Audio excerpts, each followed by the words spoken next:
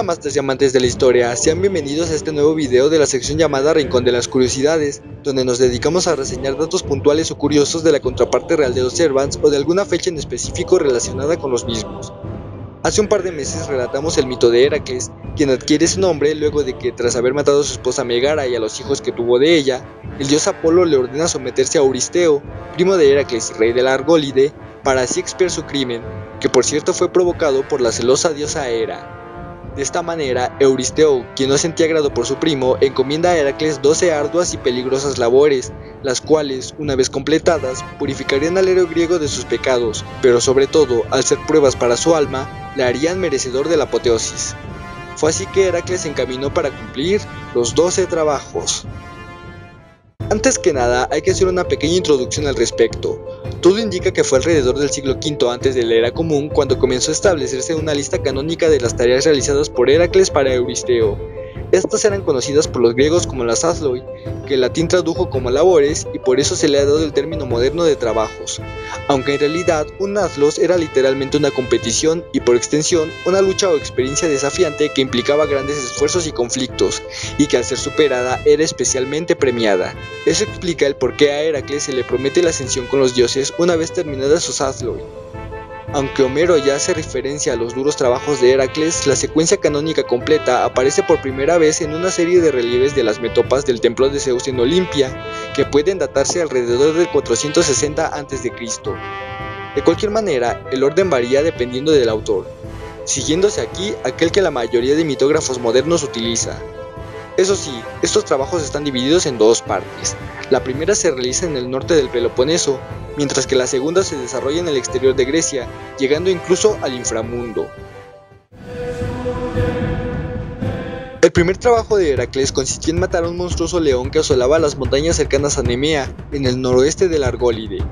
Generalmente, esta bestia desciende de Orto y Equidna, o bien de Orto y Quimera, e incluso se le trata como hijo de Selene, la diosa luna.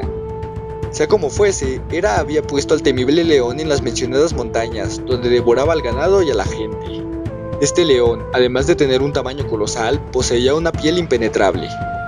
Cuando Heracles llegó ante la bestia, luego de 28 días de persecución, comenzó a dispararle sus flechas, pero pronto vio que al león no le causaban herida alguna. En versiones primitivas, el héroe muele al león con golpes a mano limpia, pero la versión habitual nos cuenta que Heracles amenaza a la bestia con su maza, la cual, temerosa, se esconde en la cueva de acceso doble que utilizaba como guarida. El héroe griego tapa una de las entradas e ingresa por la otra, sorprendiendo al león, aturdiéndole con su maza y luego ahorcándolo con sus manos hasta asesinarlo.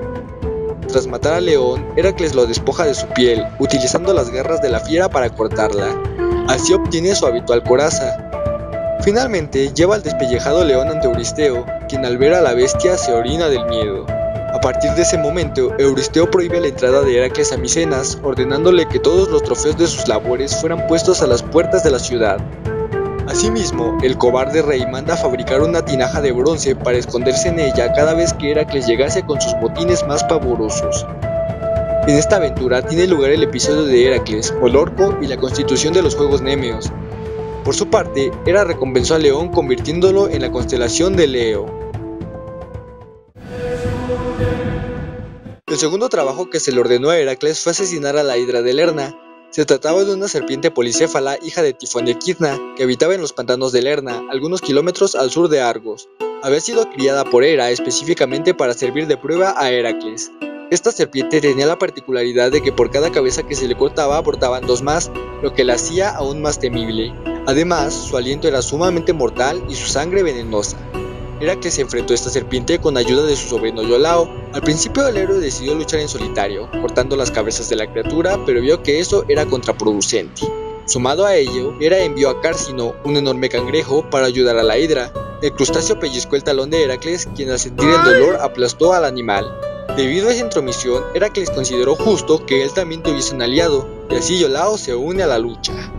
El joven Auriga rápidamente fabrica algunas teas, y cada vez que su tío cortaba una cabeza de la hidra, Iolao utilizaba una de las ardientes antorchas para cauterizar la herida del reptil e impedir que brotara la nueva testa.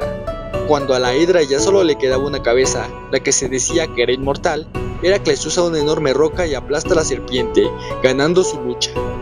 Tras vencerla, Heracles ungió la punta de sus flechas con la sangre de la hidra, volviéndolas más mortíferas. Sin embargo, en la tradición que impone inicialmente 10 trabajos, Euristeo se niega a contarle este a Heracles por recibir la ayuda de Iolao. Por otro lado, y como hizo con el león, Hera honra al cangrejo Cársino y lo transforma en la constelación de Cáncer. El tercer trabajo que se le encomendó a Heracles fue capturar vivo al jabalí de Erimanto. Este era un jabalí común y corriente que habitaba en el monte Erimanto, en el noroeste de Arcadia, y acostumbraba a hacer incursiones en las laderas del monte, devastando los poblados. Llegando hasta él, Heracles lo hizo salir de su cubil asustándolo con fuertes gritos o con certeras pedradas y lo acorraló en una zona de nieve profunda donde pudo atraparlo con una red. Luego lo llevó hasta Micenas sobre sus hombros. Cuando Euristeo lo vio, volvió a esconderse en su tina de bronce. Se dice que los colmillos del jabalí terminaron exhibiéndose en campaña. El cuarto trabajo que Euristeo impuso a Heracles fue capturar con vida a la cierva de Serinia. Esta cierva era una de las 5 que la diosa Artemis había encontrado paciendo en el monte Elíseo. Todas tenían cornamentas doradas y eran más grandes que toros. Mientras que Artemis enganchó a 4 de estos animales a su cuadriga, la quinta quedó libre por orden de Hera. La cierva se refugió en el monte Serinia y posteriormente fue consagrada a Artemis por Taigete, una pléyade a la que la diosa había ayudado en el pasado. Por ende, este era un animal sagrado e intocable. La cierva era muy veloz y Heracles la persiguió por un año entero, hasta que el animal quedó exhausto. Aprovechando eso, el hijo de Zeus lanzó una pequeña flecha a la cierva cuando ésta trataba de cruzar el río Ladón, con la intención de desequilibrar al animal sin herirle de muerte. Otras tradiciones, en cambio, indican que Heracles usó redes para capturarla. El héroe cargó sobre sus hombros a la cierva y fue de vuelta a Micenas, pero en el camino se encontró con Apolo y Artemis, quienes trataron de quitarle la cierva a Heracles, acusando de sacrilegio al hijo de Zeus por atreverse a capturar a un animal sagrado. No así, Heracles explica sus razones, culpando de todo a Euristeo. Los dioses entienden e incluso le devuelven la cierva al semidios para que éste cumpliera con su labor.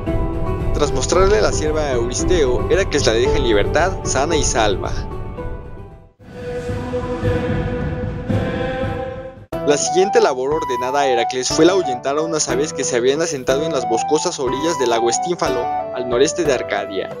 Estos seres alados, que por las vasijas podríamos deducir que se trataba de gansos, se habían multiplicado en proporciones descomunales, volviéndose una plaga que arrasaba con los cultivos. En otras tradiciones, estas aves son muy agresivas y tienen cualidades extraordinarias, como plumas de acero que arrojaban cual proyectiles o un pico que perforaba cualquier armadura. Como sea, Heracles asustó a los pájaros haciendo un estruendoso ruido con una matraca o unas castañuelas de bronce que Atenea le había dado, elaboradas por Hefesto, o bien Heracles mismo las fabricó. En una versión primitiva, el héroe simplemente deja huir a las aves, pero las tradiciones más tardías y difundidas cuentan que Heracles derribó estos pájaros con sus flechas mientras volaban. El sexto trabajo que Euristeo ordenó a Heracles fue limpiar las cuadras de Augias en un solo día. Augias era hijo de Helios y rey de la Élide. Había heredado de su padre numerosos rebaños, pero sus establos nunca eran aseados por ser esta una tarea degradante, así que se acumuló una gran cantidad de estiércol. Precisamente, Euristeo le encomienda a su primo tal labor para humillarlo. Heracles se presentó ante Augias y se ofreció a limpiar sus rediles si a cambio el rey le daba la 10ª parte de sus tierras. Augias acepta porque dudaba que el héroe pudiese asear tal inmundicia en el tiempo estipulado. Sin embargo, Heracles, en lugar de complicarse y humillarse limpiando a mano, desvía el curso de 2 ríos, generalmente el Alfeo y el Peneo. La corriente de las aguas arrastra la cochinada y se la lleva lejos, por lo que Heracles regresa triunfante ante Augias. No obstante, el monarca se niega a cumplir el trato, pues había averiguado que Heracles trabajaba bajo la orden de Euristeo, no por voluntad propia, así que la paga no era válida. Finalmente, Augias termina expulsando de su reino a Heracles junto con Fileo, hijo de Augias que había apoyado al héroe griego. Entretanto, las tradiciones que contemplaban inicialmente 10 trabajos para Heracles cuentan que Euristeo tampoco le validó porque Heracles había solicitado que se le pagara, por lo que era un trabajo por beneficio personal y no por servidumbre a Euristeo. Años más tarde, Heracles regresaría a vengarse de Augias. La séptima tarea que Heracles debía cumplir fue capturar con vida al toro de Creta. Algunas tradiciones primitivas indican que este era el toro que raptó a Europa para Zeus en las versiones que no admiten la propia metamorfosis del dios.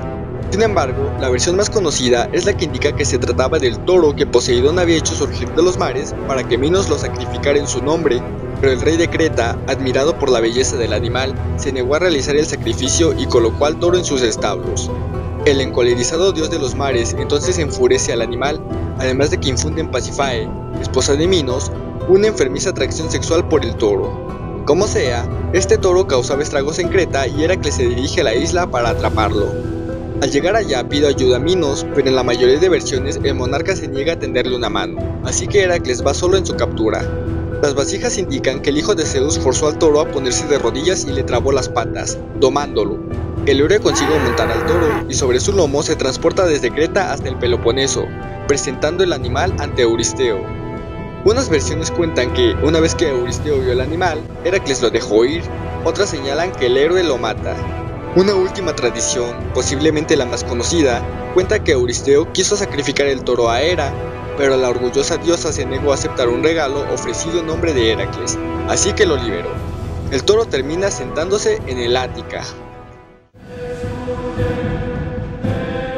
La octava orden de Euristeo a Heracles consistió en capturar a los caballos de Diomedes.